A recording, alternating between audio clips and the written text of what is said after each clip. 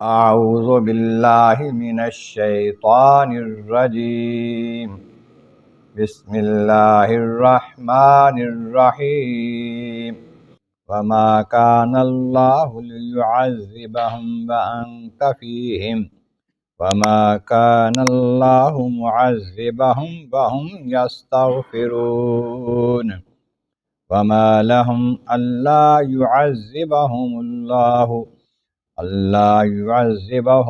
وهم يصدون عن المسجد الحرام وما كانوا أولياءه إن أولياؤه إلا المتقون ولكن أكثرهم لا يعلمون صدق الله العظيم۔ حمد و ثناء رب کریم اور درود و سلام بر سید خیر الانام کے بعد سورۃ الانفال کی آیت نمبر 33 اور 34 تلاوت کی گئی ہے، جو 9ویں پارے کے رکوع نمبر 18 میں ہے۔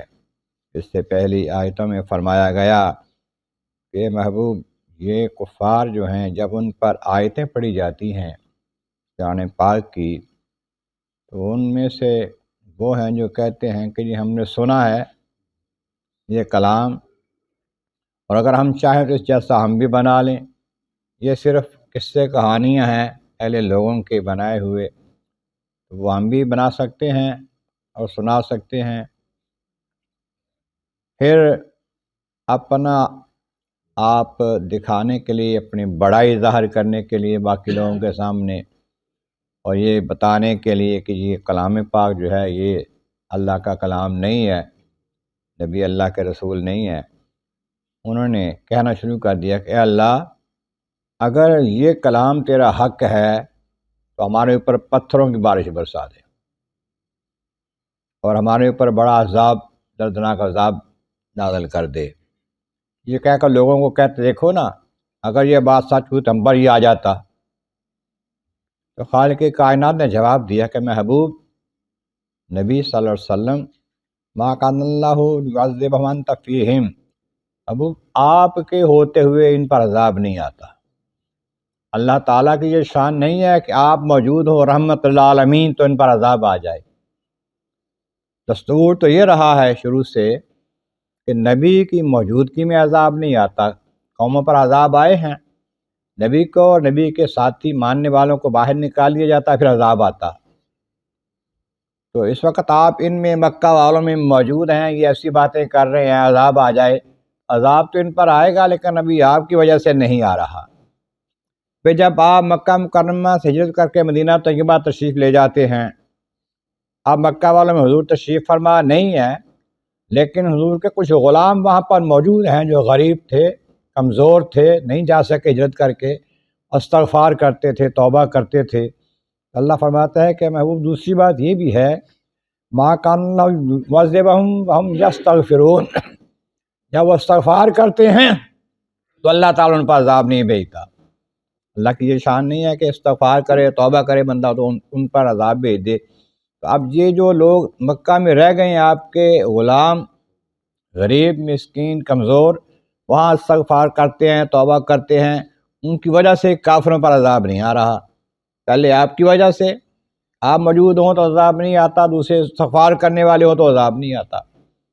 ایک توجیہ یہ بیان کیا مفسرین اکرام نے، یہ جو کفار مکہ تھے ان میں سے کئی ایک نے ایمان لانا تھا، اللہ تعالیٰ کے علم میں تھا کہ ایمان لائیں گے اور توبہ کریں گے، استغفار کریں گے۔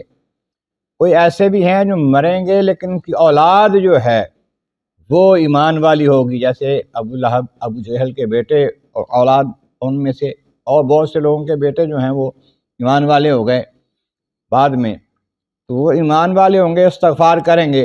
اللہ تعالیٰ کے علم میں یہ بات موجود تھی کہ ان کی اولادیں بھی استغفار کرنے والی ہوں گی، اس واسطے ان کو ابھی عذاب نہیں آ رہا۔ پھر یہ بھی بتایا جاتا ہے کہ جب صحابہ کرام مکہ مکرمہ سے ہجرت کر کے مدینہ طیبہ چلے گئے سارے، پھر اجازت ملی کہ اب ان پر عذاب آ جائے۔ فتح مکہ بھی ان کے لیے عذاب تھا، بہت بڑی ناکامی تھی ان کی۔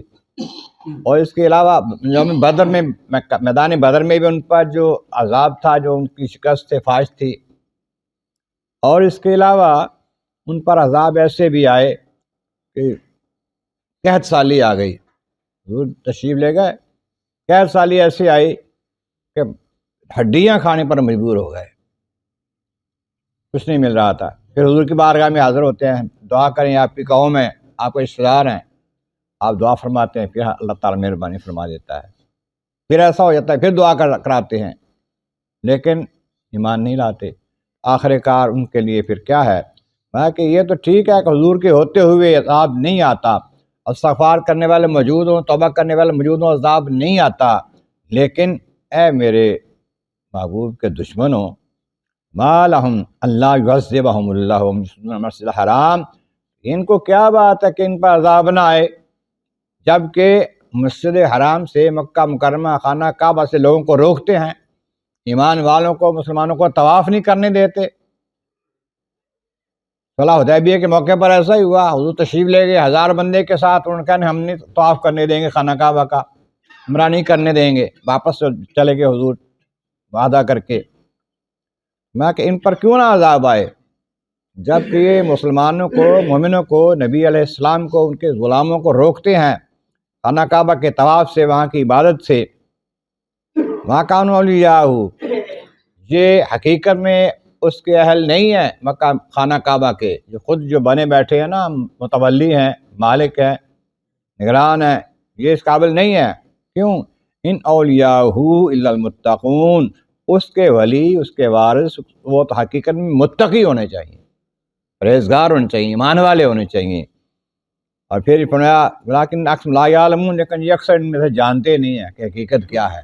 حق یہی ہے کہ یہ خانہ کعبہ کے متولی ایمان والے ہی ہوں گے اور وہی رہیں گے انشاءاللہ تعالیٰ۔ یہی ہوا۔ پھر اس کے بعد اللہ تعالیٰ کی بارگاہ عرض مولا کریم، محبوب کریم کا صدقہ قرآن کریم کا فہم اور اعمال صالح نصیب فرما۔